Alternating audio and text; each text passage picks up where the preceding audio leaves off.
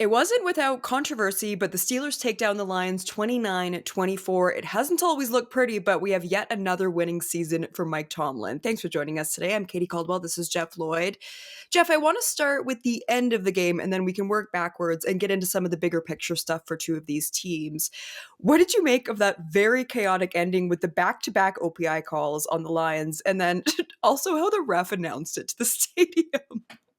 The announcement, I guess, like, he just, that's usually one of those ones, don't you kinda just, like, get it out of your mouth as fast as possible and run for the hills? You think you Because you're wanna basically lead with the fact that the Lions didn't win, and that was so confusing.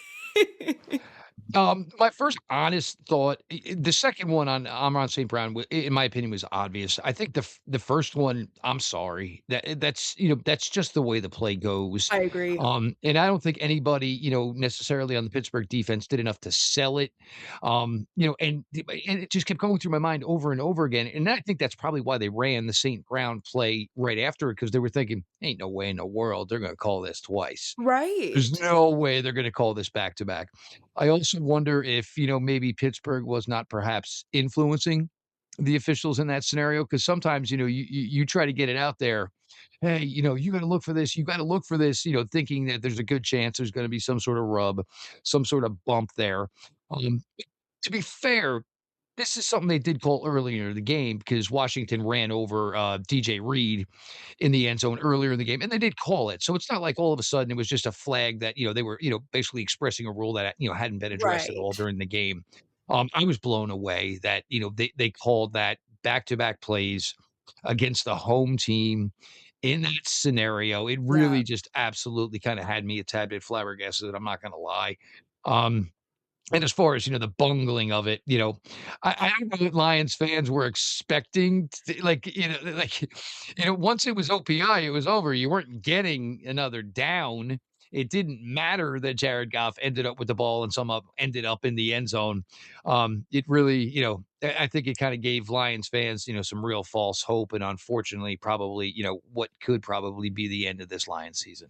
Well, and even when he said the game is over, it still didn't make it very clear that that wasn't a touchdown for the Lions. It was such a wild, wild ending. We also another one of the big talking points after the game, we saw a situation with DK Metcalf and a fan in the stands. Obviously not a great situation for the Steelers. He means so much to this offense. We're still waiting to see what the punishment is for him. What did you make of this incident? Cuz man, I'll be honest, like it sounds like there's some history with this that they've had issues with this fan before, and then also hearing about what this fan allegedly said to him. It just what a mess. I mean, I understand wanting to punch the guy. I mean, here's the thing though, and this is the difficult part for DK Metcalf. Look, what's said at sporting events. You Yeah, know and what obviously people you will can't say. hit people in the stands. We That's all know that. that's where the problem is. And look, once you were that close, Mhm. obviously, you didn't just meander over there. So obviously, this guy had probably been, letting it go. And, if you're a guy and you're getting closer and closer, obviously you're already aggravated. Mhm. Obviously, so don't put yourself in that situation. And, look, it can come out that this guy probably said some hideous things, and it very well could be true. But in the same respect, you just can't go hitting people in the crowd. Right. And, the other thing is where is anybody Pittsburgh related? Like nobody noticed that, DK, was making strides towards the crowd, and this could be, if you're Pittsburgh, you want this addressed right now. Right. Because if you're Pittsburgh, we're playing Cleveland next week. DK, if you Mhm. got to sit a week, I think I'd rather it be the Cleveland week than God knows what's going to be on our plate for week 18. I Yeah. think I can go handle business, go win the division next week in Cleveland. Unfortunately, if I don't have DK Metcalf in that situation, you Mhm. just got to be better at that as a player. Look, you can tell fans to be better. But, once everybody gets a bunch of pops in them, you have no control over what these people are gonna do. Right. And I think the other thing is when you're in an arena with 65,000 other people that are screaming their heads off, I think people don't necessarily always think what they say is heard. But obviously, this is a situation where DK felt he heard something that was, derogatory, inflammatory. Mhm. But and again, in the same respect, you can't go taking matters into your own hands. That's why there's Right. guys there in yellow jackets. Yo, Yeah. this guy just said this. Get him the heck up and out of here. Yeah, I wanna stick with the Steelers' offense for a second. Kenneth Gainwell had an incredible game. I've been so impressed with how he looks in this offense. It feels like they've got a really great 1A, 1B with Warren and Gainwell.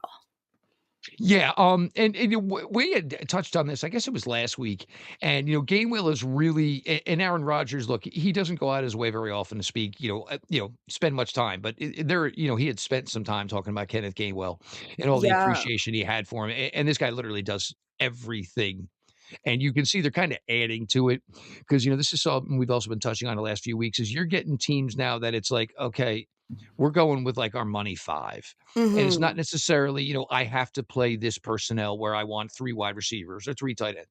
I'm taking the guys that I have the 5, that I'm taking the 5 guys that I have the utmost confidence in, and Yeah. those are guys that are gonna see the most of the reps and most likely the 3rd down and the money reps. Jaylen Warren, the huge game for him, obviously. Back to back, basically, essentially 45-yard touchdown runs. And this is something that's really kind of been an issue for Pittsburgh all season long. And, everybody, when they were having their struggles, oh, well, you look at Rodgers. Well, guys, he wasn't going to throw for over 4,000 yards at 42 years old. Right. Part of this was getting in a guy that, hey, when we want to throw the ball, we should be able to throw it well, but, Mhm. we'd still like to run it. And, it's certainly, it becomes demoralizing, for Detroit and, all the guys out there who aren't necessarily supposed to be out there. And, it's where, we talked about the communication becomes an issue because not everybody knows each other that well. You haven't taken enough reps yet together. But Pittsburgh is humming right now. They I mean, are. the fact that you get, and you can see that they are absolutely, going to Aaron and saying, well, who do we trust here? Obviously, Adam Thielen out of nowhere becomes a guy that's trusted. He had a really DK good was game. Yes, one of those guys. MVS, obviously a guy who almost had a miracle catch earlier in the game, is somebody that certainly has a relationship with Aaron Rodgers. And then, working with the tight ends, which has always been big for Pittsburgh. It's Pittsburgh for, when it got to that middle stretch where it really wasn't looking that good. And, granted, they're going to win the AFC North because nobody else wants to, but Right. you're not giving it back. And, to say this head coach is now taking this team to the playoffs 19 straight years, whatever your thoughts on Mike Tomlin are, you don't take that away. That is Yeah. absolutely just legendary type stuff to take your team to the playoffs that many years in a row. Mhm. He's done a tremendous job. Pittsburgh's really looking up, and it's going to be interesting how it works in the AFC because we kind of got all of these, somewhat upstart new teams who are going to kind of be the higher seeds. And here's this veteran laden Pittsburgh team who kind of, like they're the older team of the crowd, but when you go through that roster, obviously, probably the most experienced. I wanna talk about the Lions situation as a whole, because you touched on this earlier that this is probably it for them. They have to win out, and then Green Bay has to lose the rest of their games. I'll admit, I'm still shocked that they're in this position. Where do they go from here? I mean, now, certainly been talking about the defense and certainly the issues there, but, this offense, for the most part, pretty intact. And, Yes. and when this team was good for the last few years, they were scoring mid-30s, obviously Mhm. approaching 40 many a times. So if there was an offense that could maybe, carry this type of loss, on defense, and obviously was going to just weaken the defense as a whole, you would have thought it would have been the Detroit Lions offense. Right. And, certainly a really, really late start to it yesterday. And then it even got to the point where late in the game, it was like, uh-oh. Oh man, Pittsburgh, you held them down for, Yeah. 50 something minutes. And now all of a sudden they kind of got something cooking here. And to be fair, I mean, Detroit technically won the game. It was a penalty and it got taken away. But I Yeah. mean, Detroit certainly had the opportunity. It kind of, leads to, what Detroit has to do. And, for what are these key players? And, if your key players are guys that carry an injury history, yeah, it's going to make for an awkward situation because you're probably going to have to draft players high to play Mhm. those positions for these guys who have been hurt in the past. But, hey, I can't be signing safeties off the street in weeks 15, 16, 17, Yeah. 18. So you're just gonna have to upgrade the rooms and see how it all works out. I don't think Detroit is done by any means whatsoever. And let's give a huge credit to obviously Pittsburgh's defense. They came in there Yeah. yesterday and, we talk about going to Detroit has become one of the tougher places in the league to go. And, Pittsburgh came out and just kind of started throwing haymakers right from the get-go. And Yeah. they kinda had Detroit at home, on their Mhm. heels. And, it kinda just worked out. The safety was enormous because not only, did you get points off of that, then it also led to an extremely long drive, and I think that kinda hurt Detroit's offense a little bit because they just sat there for an Mhm. extremely long period of time, and, that was enough for, Pittsburgh obviously to take advantage of the situation. Detroit early in the game didn't kick a field goal when Pittsburgh did. Yeah. You know, I'm all for this going for it and all this fourth down stuff. But man, when you get into these games where they really mean something, Mhm. I'd rather say, "Hey, I got something on the board," as opposed to saying, "Well, I gotta make them go 97 yards now." No, I'll take the 3 points. And I wanna credit the Steelers' run defense in particular, because I feel like it's so rare that we do see Jahmyr Gibbs and David Montgomery bottled up like that. So I think it was A, one part the Steelers' run defense, but then B, I felt like we really saw the issues with the Lions' offensive line in that one too. Yeah, and a team, honestly, that really shouldn't be having that many issues. I mean, a lot of guys on that line, I mean, they were all high drafted, high respected guys. So they should certainly be performing better. But, in the same respect, this is why teams kind of have to reinvent themselves. Mm, You just can't think that we're going to keep running the same stuff we've been running for because it's worked for the last 3 seasons.